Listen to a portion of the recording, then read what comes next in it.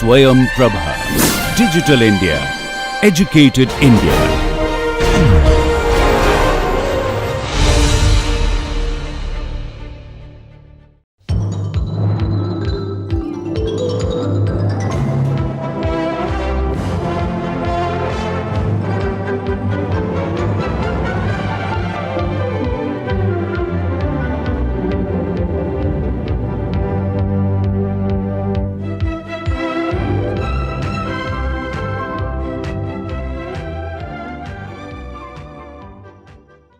I propose to discuss today the impact of our environmental and cultural variables on organization structure and style.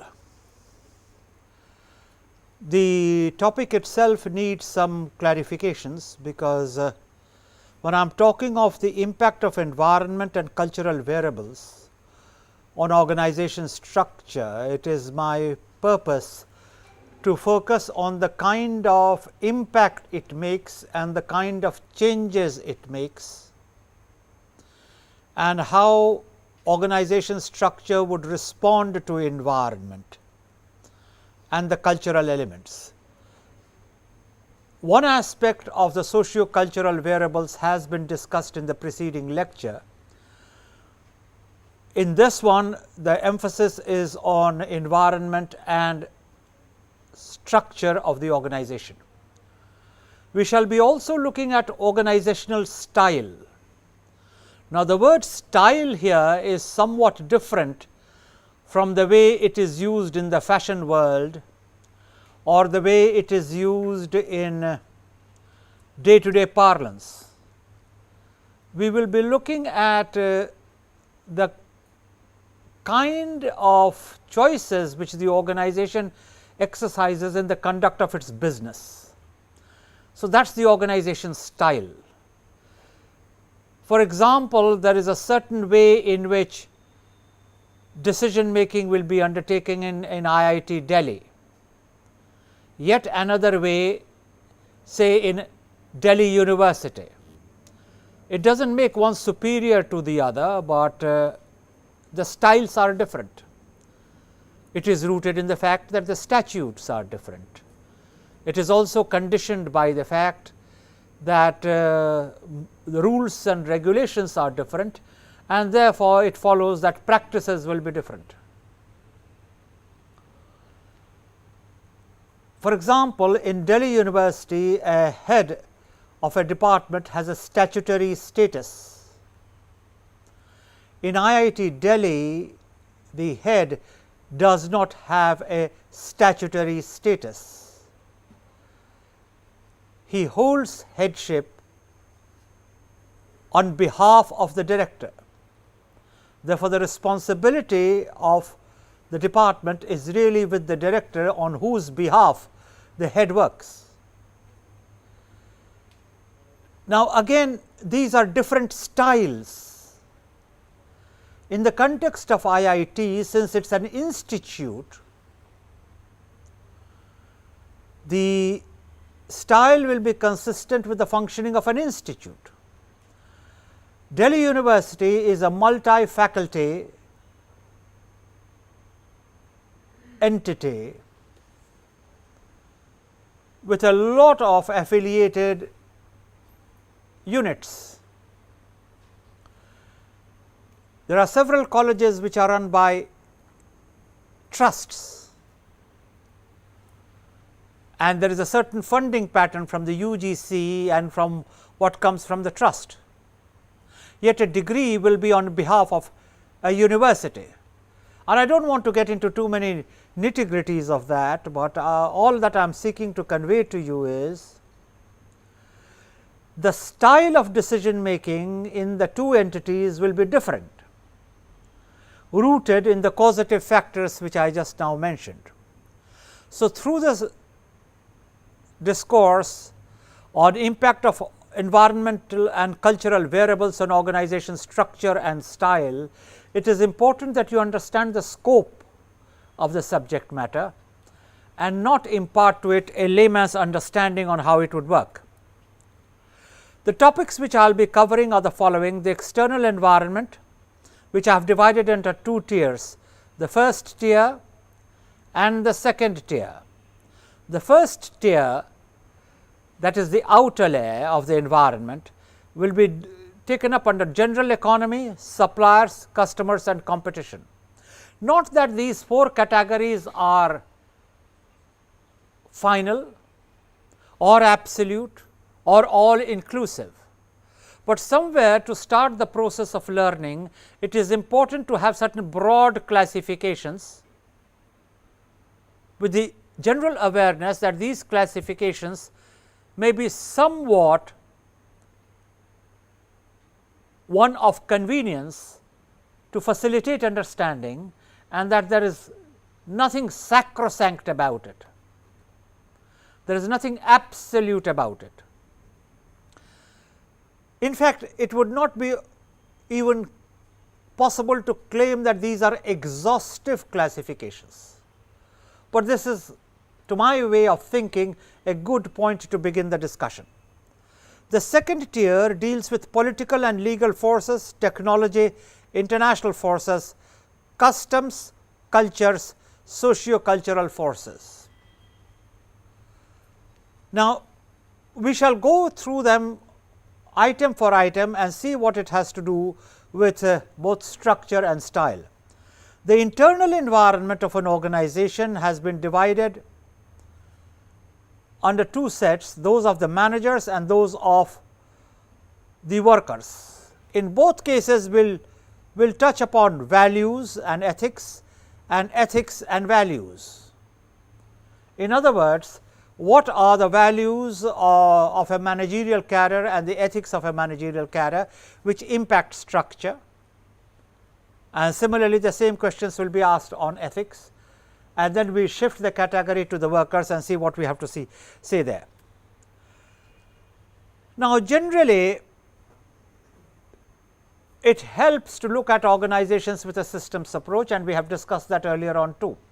For the purposes of the present discussion, there is the general systems approach, there is the property of dynamic homeostasis, and there is a goal oriented growth. Now, the homeostasis, that the state of equilibrium, is also in a dynamic mode. In other words, it moves, it is not frozen. Goal oriented growth means growth is not just random, it must be directed towards the goal. The sort of difference between letting a hedge grow wild in all directions and pruning the hedge in a manner in which it has shape. So, if it is just growing without any sense of direction, it is not growth for our purposes. Yeah, technically it is possible to argue it is growth, but we are dealing with a specialized exploration. We are dealing with issues of organization management in the discipline of management. Therefore, the definition of growth is clear. It has to do with goal oriented growth.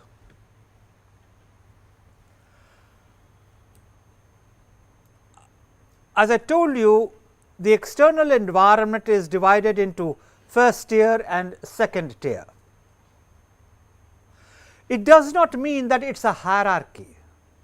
You can conceive of the tiers in a set of concentric circles. So, all that you have to understand is what are the set of interfaces with the environment that we wish to take up first. That is meant by first tier. Do not take it in a hierarchical way. If you put it in a circular mode, then you will understand first tier and second tier more clearly. The first tier, as I have already briefed you, deals with general economy, suppliers, customers, competition. What do I mean by general economy? There is of course a definition, but before we get to that, my itemization of the second tier, which has already been done before, a quick walk through, and we shall talk of technology, customs, cultures, political, legal forces, international forces and socio-cultural forces.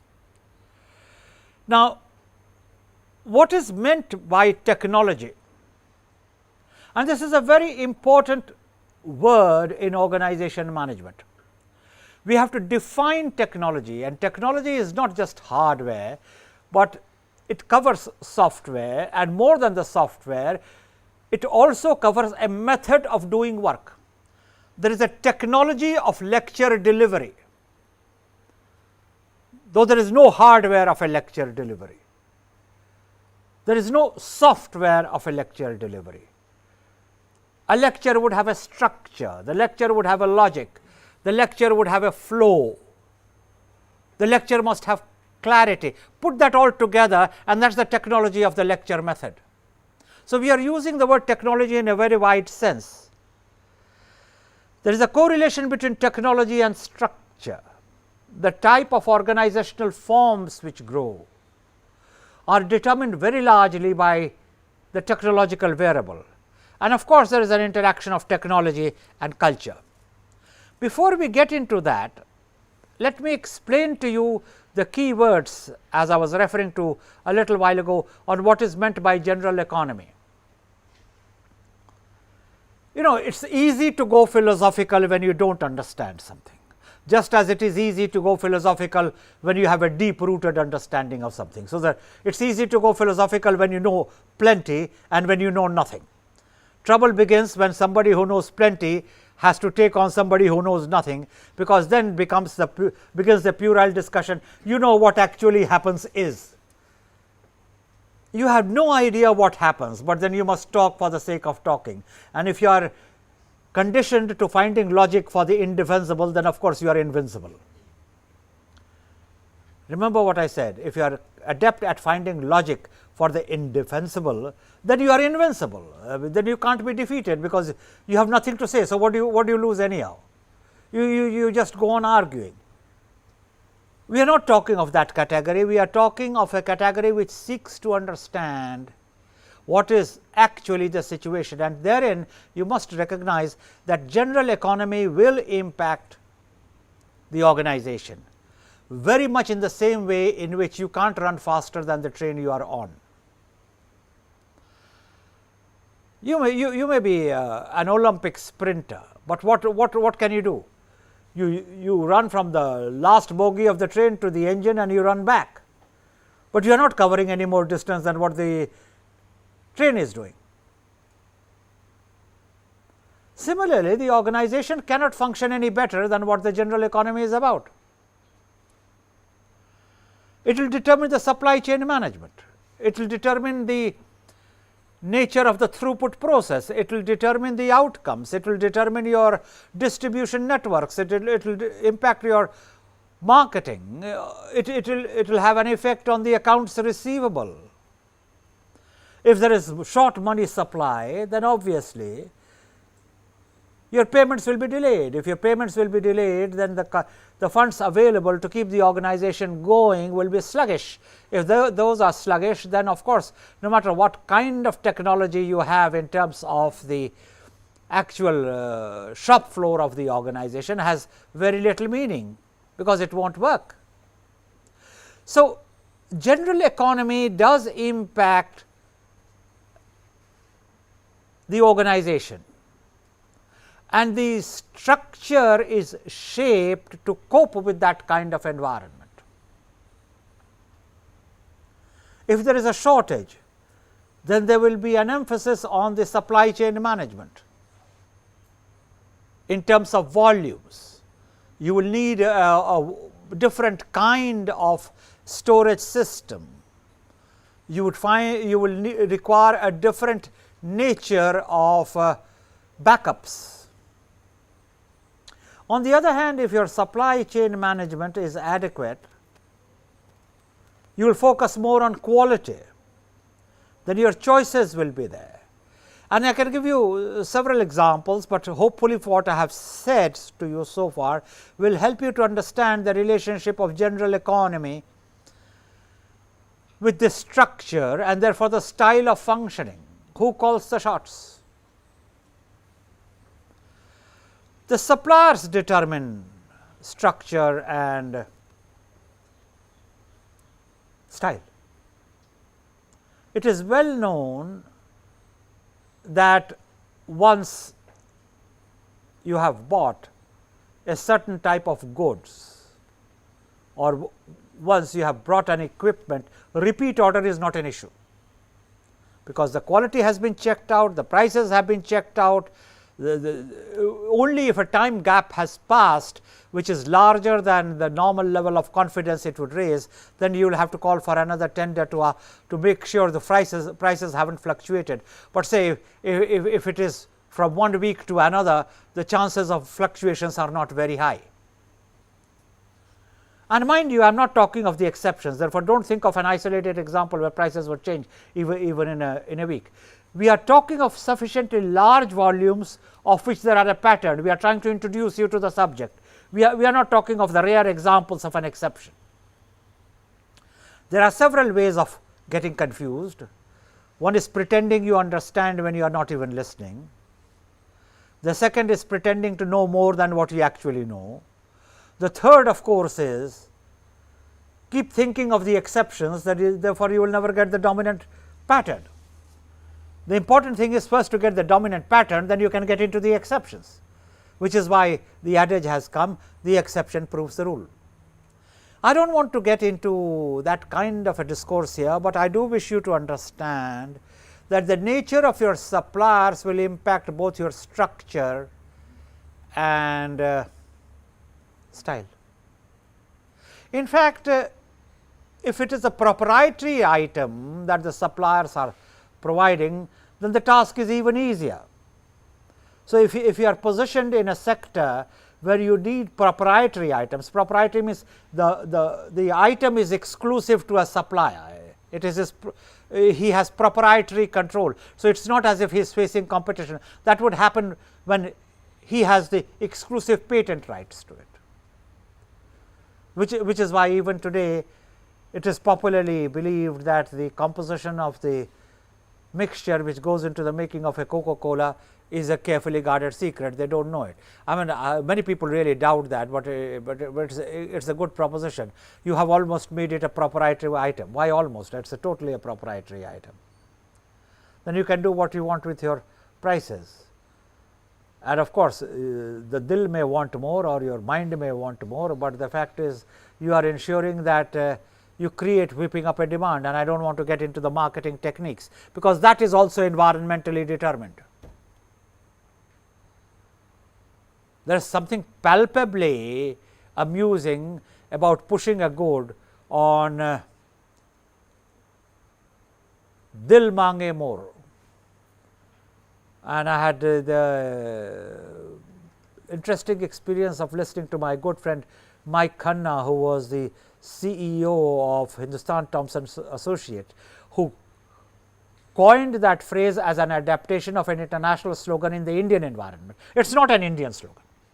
Coca-Cola had been using it elsewhere. What Hindustan Thompson Associates did was adapted it to Indian conditions, but that is another story. I do not want to get into that. You are pushing something in the domain of dil. This means do not reason about it, just be carried by the temptation.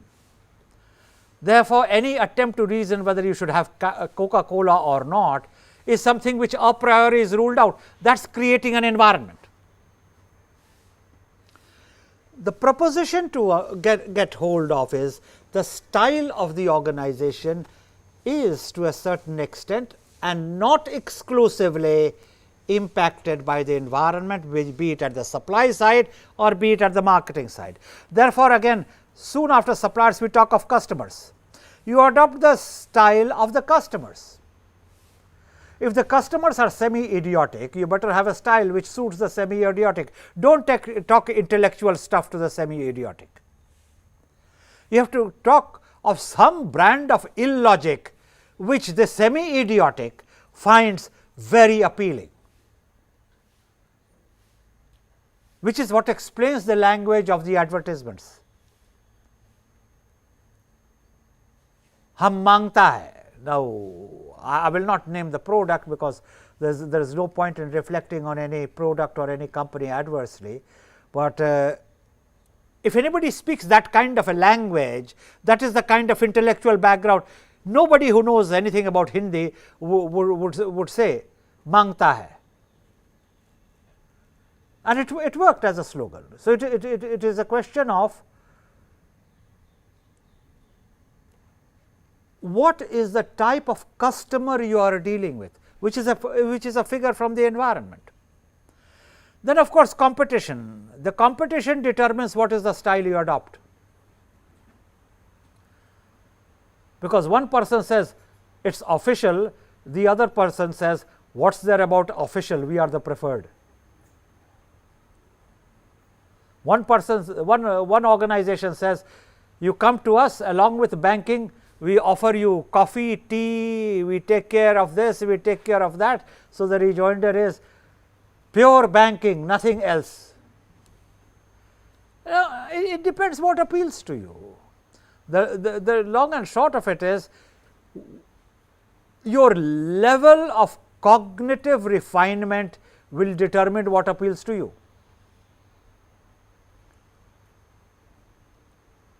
One of my friends asked me a very interesting question several years ago. He said, "Doc, help me to understand, why do people giggle so much when they say, let us go and have a drink? Why can't they simply say, let us go and have a drink? Let us go yaar and let us have a drink." Why that extra pep? You may be just having whiskey, which has got nothing to do with any fuzz. If you are having an aerated drink, I could understand, and they keep laughing. There is nothing in alcohol which will tickle you. So, the culture is, if you go anticipating a good time. Now, if you go anticipating a good time, you tend to giggle, you tend to laugh, which is why merriment often goes with laughter. Nobody says, now give me more food so that I can stuff myself. You say something, get me more yaar, I really love it yaar. No, this is style being determined by the environment. The important thing is, through the style you begin to analyze.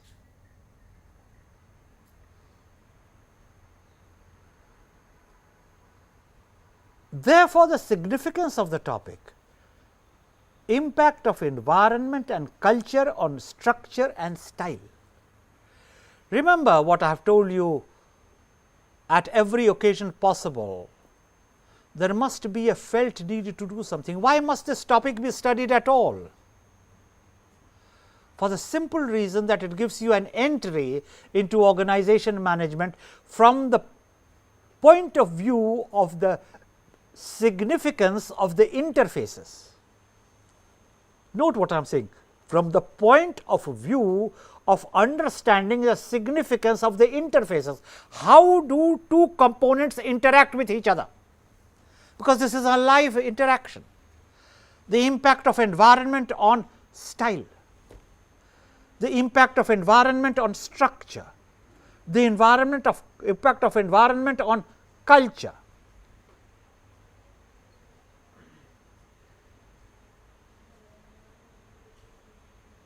In certain cultural environments, it is dumb thing to say, no, whatever you may say, don't say no. Think about it, I will come back. Whereas, in another cultural environment, a no is a no. So, the way you do business is determined by the cultural factors. A lot of Asian cultures, everything is personalized. Do it for my sake. Why should I do it for your sake? Forget doing business on the level of do it for my sake.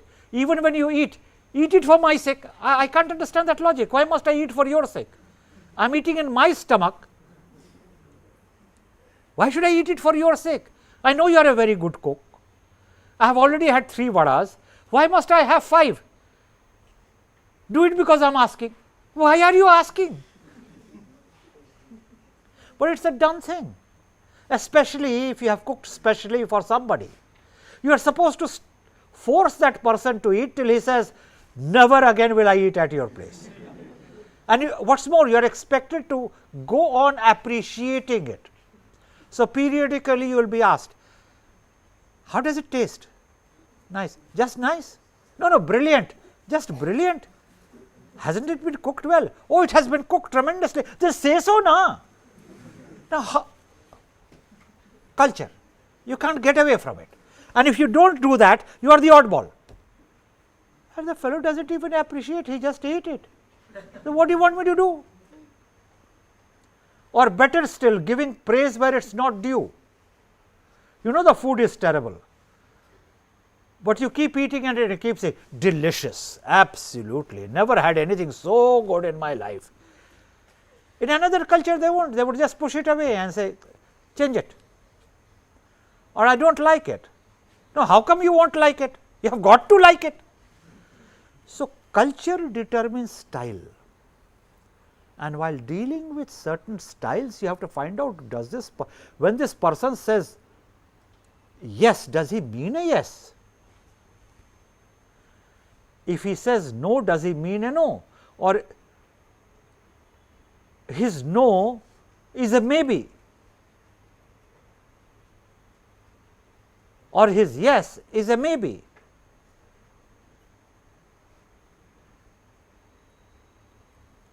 You know the definition of a diplomat. When he says yes, he means maybe. When he says maybe, he means no, and if he says no, he is not a diplomat. Now, if that is the kind of a diplomat you have to be, then you better have a new dictionary with you and keep comparing the profession and the conditioning. Then you better ask, is he a proper diplomat or is he a half-baked diplomat? Has he become an Indian Foreign Service officer through promotion, or has he been a direct recruit, or what is more, is he on deputation? Then you find out his background. It becomes an endless process. Complicated as it may be, the truth is that culture determines style in a very large extent, and that is where the equations do not work. That is where judgment becomes necessary, and that is where practice makes perfect. Of course, competition also determines structure and style, and I have given you illustrations there too. The second tier has got to do with technology, customs, cultures, political legal forces, international forces, socio-cultural forces. Let me walk you through technology in a greater detail, because that is one of the dominant determinants of both structure and style. So, there is a defining technology, the technology has to be defined, and I have done so already. There are types of technology. There is process technology, there is batch technology, there is unit technology. The amazing thing is, a lot of people who claim to have done engineering have no idea of how many different types of technology there are. Indeed, they do not even know the difference between technology, engineering and equipment. They talk of equipment as technology.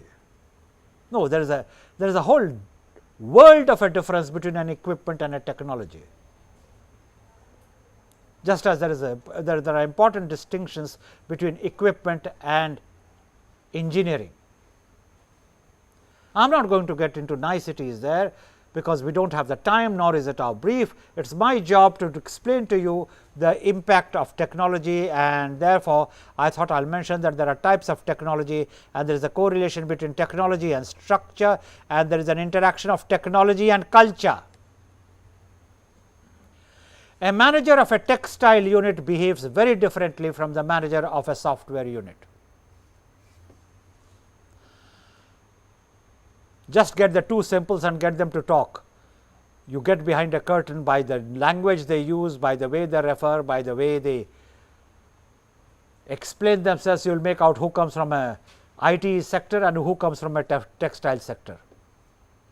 I do not want to make any generalizations here, which may not be very flattering, but the fact is IT people do talk in a certain way. The textile man doesn't talk that way. You meet them both to find out what's the difference. You will be able to make the difference yourself. You don't need to be guided here. Technology of work refers to the process by which an organization converts input to output. Now, this is again one component of the definition of technology, technology of work. So, let me repeat, technology of work is the methodology through which you convert an input into an output, which refers to knowledge, skills and techniques. The variations may be at the level of automation, mechanization, computerization. The variations may be at the levels of use of softwares. The variations may be at the level of teamwork or otherwise. And while working on a piece for publication today, I made a distinction which I think is very important and can be carried to an instructional situation. The basic unit of development at work is rarely an individual, it is always a team, because work is always team related, performance is always team related. Even my presentation here is a team effort. There are people working in the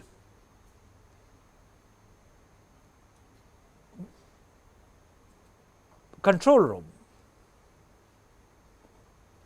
There will be a system working for beaming it. So, there is a back office at work. Back office need not necessarily be technical, but it is a feeder. So, very often what you see may be important, but it is just one component. No work can ever be accomplished singly. In fact, the quip is that the era of heroes like Napoleon or Alexander are over. There will be no Napoleon anymore.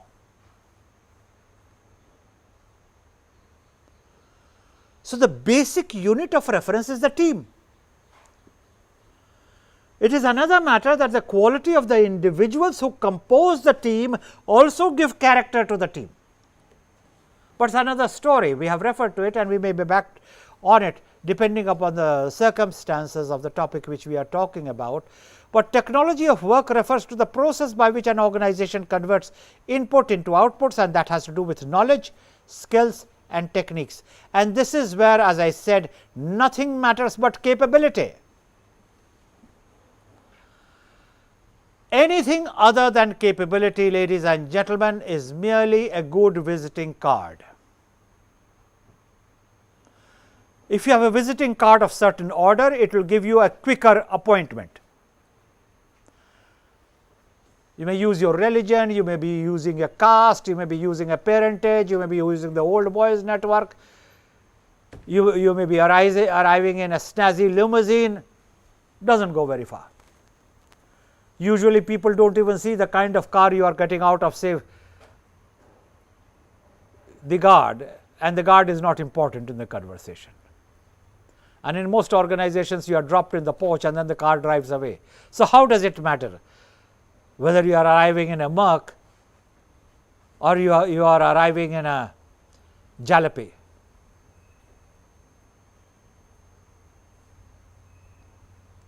The key word in organization management has been, as has been abundantly emphasized, is capability. Dropping the name of your great granduncle who owned 3/4 of Madhya Pradesh is no good. First of all, such an uncle doesn't exist. 2, even if he did, so what? Your great granduncle or granduncle or uncle, no matter what generation he came from, is not going to get the job. You are going to get the job. And believe me, if the organization is worth anything, they will not let you keep the job if you can't perform. because you can't run an organization full of 190 people, none of them know their job. Then there is no organization. And this needs to be absorbed by every student of management. Forget about everything else. Focus on capability. The other assets may or may not be of use. It is not for me to comment on it or discuss it here, but it is important for me to tell you work technology refers to your knowledge, skills and techniques, which then become the knowledge, skills and techniques of the organization, which is how the organization functions, and indeed which is how the organization makes money, which is how the organization makes profit, which is how it would pay your salary. If the organization is not earning, you will not get your salary. How long can an organization work in deficit? If you talk of it in financial management terms, if there are no profits, you are eating into your capital, and if your capital keeps getting corroded, your organization will go kaput, which is the German for collapse, even before you can say Jack Robinson, which is an American expression. So, for global students, which is fashionable these days, everyone must be a global student with a global curriculum, with a global spread. Everything is global. Nobody needs to worry about his house anymore. Business school after business school, they are designing global curricula. Baba, that's great. By all means, create managers for the global empire. What about my little place where I want a few chocolates made? What about my ways of processing agricultural products so that the paddy gets converted into grain which I can then buy? Who makes those little things with global syllabus? You see, all I am wanting to do is nothing wrong with having a global syllabus and creating a global mindset for a global village. By all means, bless everyone with that. But those are not the only needs. Nothing against anyone or anything. But create the local. And believe me, there is more money in the local than there is in the global. Ultimately, it does not matter what is cooking in a 7-star deluxe hotel kitchen. What matters is what is cooking in the kitchen of your little hut, because that is what you will eat.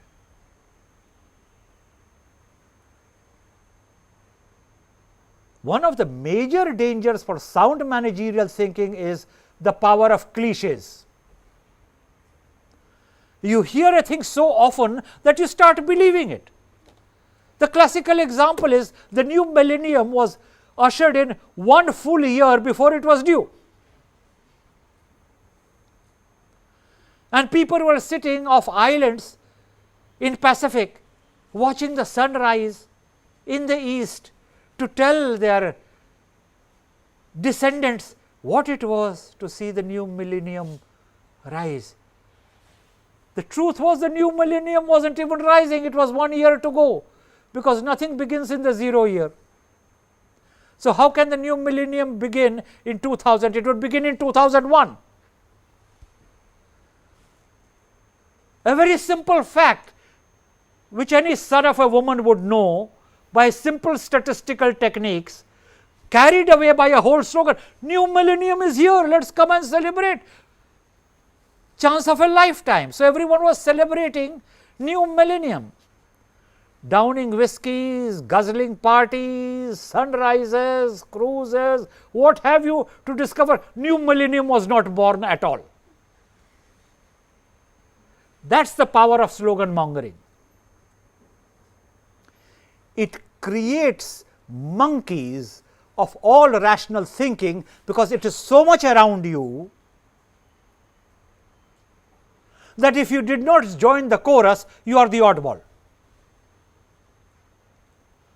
That is the basic difference between a thinking person and an unthinking person. All that I am trying to tell you is, understand what moves management.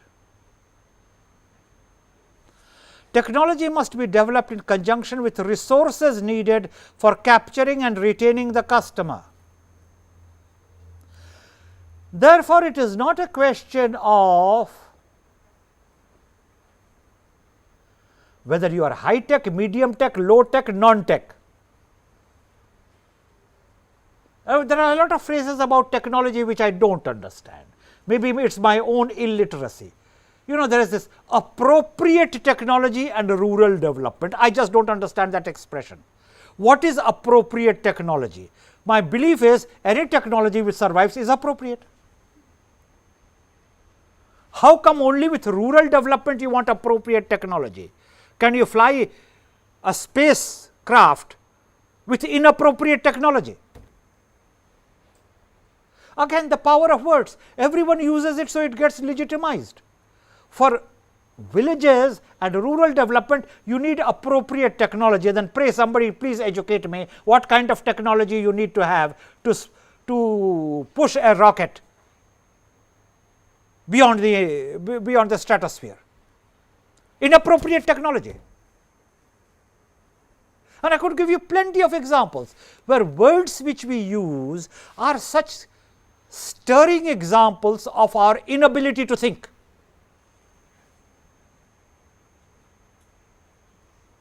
Therefore, the point I am trying to make is technology must be developed in conjunction with the resources needed.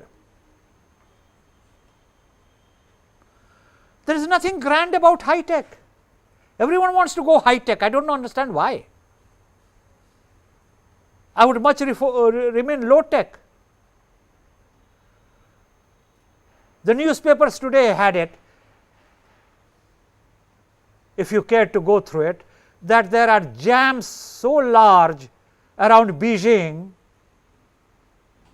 that trucks are stranded on such a broad trunk route as Tibet Beijing, which were supposed to carry essential goods to Beijing. Now, of course, development is more cars.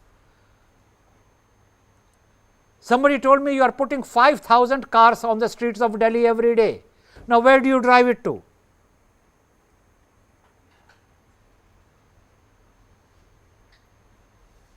They had a cartoon which dealt with, they called the fantasy of Einstein, where he was shown walking on the rooftop of cars, and this was several decades ago. That is there around the corner. All that I am trying to say is, what is so great about high tech? What is so great about more and more and more? Somewhere these paradigms of management will have to be revised in the context of what the customer needs. So, first you whip up the demand of the automobiles, then you choke the roads, then you start cutting down on the movement of the automobiles, and you say you cannot enter. Then why were you permitting the promotion of automobiles? I spent my life saving trying to get that car to compete with my brother-in-law because I had to satisfy my wife. And now that I have brought it, you say you can't drive it into Connaught Place, it is legally barred. So, what am I supposed to do with this toy? Take it home, enjoy it.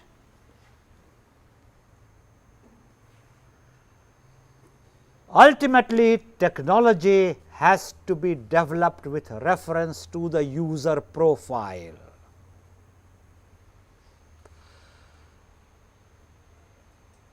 Something may be a technological delight and a utility disaster. Not many people would agree with that statement if they did not have a clear cut notion on technology, but remember, we are talking of the impact of environment and culture on structure and style, and we are trying to define technology which determines organizational culture and which determines organizational style. Therefore, the only technology which is worth being adopted, bought, adapted, integrated into organization is which is consistent with the organizational needs. Anything else is going to throw things out of gear. The role of organizational technology inputs, transformation outputs. The inputs are people, materials, equipment, money, plant and facility. The outputs are product, service, job satisfaction, profits. Under the transformation process comes mass energy conversion. Mass energy conversion is the only thing which adds value to a proposition or a product or a service.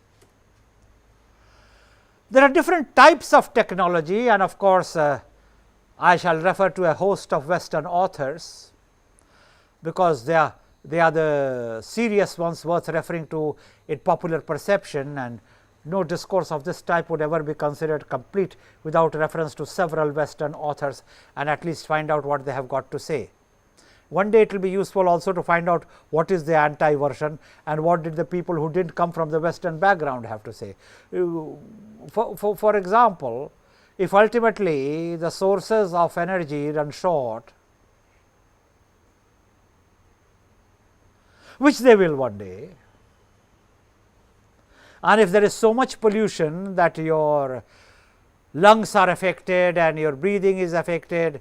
I remember about 6 or 7 years ago getting out of a train at the Dehradun station, there was so much pollution that my eyes were shedding. Tears is the only word which goes from what comes out from the eye, but it was painful, so you can take it as tears. There was so much pollution just as you exited the station that your eyes were burning, and they all came for overused engines of 3-wheelers, till it reached a point when they had to do something about it. What is the point I am trying to make? There is a non-Western view on technology also, and I am not suggesting a warfare between one region of the world to another. It is just a caption. There are many people even from the West who have seen technology as the problem. Take Jacques Ellul, for example, an outstanding French scholar, who said the problem is the technology itself. Now, that will be called a non-Western view, because the dominant version originating from there would see a lot of virtue in technology. So, let us not get lost in semantic wars. So long as you understand where this presentation is coming from, and so long as you understand where it is headed, let us look at what some of the people have got to say. Based on the works of Thomson and Perot, there are 3 kinds of technologies. They are mediating technologies, long link technologies, and intensive technologies. Their categorization is based on task interdependence, identifying low, medium and high level of interdependence needed to perform tasks. Let us look at each one of them. What is a mediating technology? Mediating technology is one which deals with low interdependence, which is to say that different parts of the whole organization are relatively independent of each other. Remember my presentation of the organization structure, where I tried to show to you that in a mixed matrix form of organization, you may have one division looking like a pyramid, another division looking like a project form, another division like a collegian form, and there will be linking pins. Clearly, each of the divisions is broadly related to each other, but functions in a style which is independent of each other. For example, as I explained to you, a marketing division will not function in the same way as an audit division. If it does, God help you. And an audit division will presumably not work in the same way as R&D division. So, the structures will be different. So, therein you have the use of the word that is called mediating technologies. Low interdependence, which is to say that different parts of the whole organization are relatively independent of each other. Few demands are placed on coordination of the parts, cooperative decision making and the like. This type of technology is best suited for bureaucratic structures and high standardization as the dominant integrator. In other words, the organization pulls together because of rules, regulations, processes, which makes it a bureaucratic organization. Remember our discussion on what is bureaucratic. Again, while listening to these presentations, you cannot understand them in silos. The concepts explained in the preceding sessions will be used as the bedrock of explaining this. So, you have to take it as a full package. Clearly, for this kind of presentation, mediating technology of instruction is not of great use, because there is high degree of interdependence. The concepts are being borrowed from one lecture to another. But whereas, if each lecture were to be a standalone lecture, then you could say the lecture method of presentation in this particular domain is mediating. So, the integration of an organization where you have high degree of independence and relatively lower degree of interdependence would require a bureaucratic structure, would require standardization of a higher order, and these two will be the dominant integrators. The long linked technologies, this is characterized by moderate interdependence, technologies with sequential interdependence, and typified say by an auto assembly plant or a school of cafeterias or school cafeterias. Because these technologies demand coordination amongst the parts, management needs to plan ahead. Let us go back to the previous slide. For mediating technology, the organizational style would be bureaucratic. That is the correlation which I wish you to understand. This has got nothing to do with the kind of blouse you wear and the kind of shirt you wear and how is it styled. No. It has got nothing to do with whether your trousers goes down to your ankle or stop 3/4 of the way or half the way, or where do they stop. We are talking of organizational style, and a mediating technology creates a bureaucratic style. Remember what I said right at the beginning of the session. Similarly, for a long linked technologies, these technologies demand coordination amongst parts, management needs to plan ahead. A bureaucratic structure with planning is best suited for technology. So, bureaucratic structure is back, but planning is the dominant component of that package. To use long linked technologies, you need an organizational style which has planning at its core. You can't say, I will think about it when the time comes, let us cross the bridge when it comes, I do not know, one step at a time, I do not look at the future, do not hassle me, I do not believe in planning. Well, then my advice is, do not go in for long linked technologies. Thus, if you are so bindas, as you do not know at 4 o'clock in the evening what you would want to do at 7 o'clock in the evening, in terms of whether you would want to go to a movie, or you would want to go to a theater, or you would want to go for a walk, or you would want to go for a restaurant, or you would want to just call on a friend and you still want to chill, well then good luck to you. This style does not suit you, and it will not go very far either, because to have a steady support system for whatever you wish to do, you must have a steady planning system. You violate that, you violate it at your own cost. Intensive technologies are reciprocal interdependency. This has very high degree of interdependence, has the greatest amount of task interdependency. It does not move till it receives the input, and of course, it is not satisfied till it passes on the impact.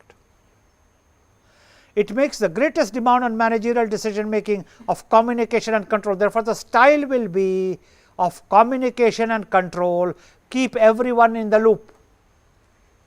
because what is happening at one end will be impacting what is happening at another end.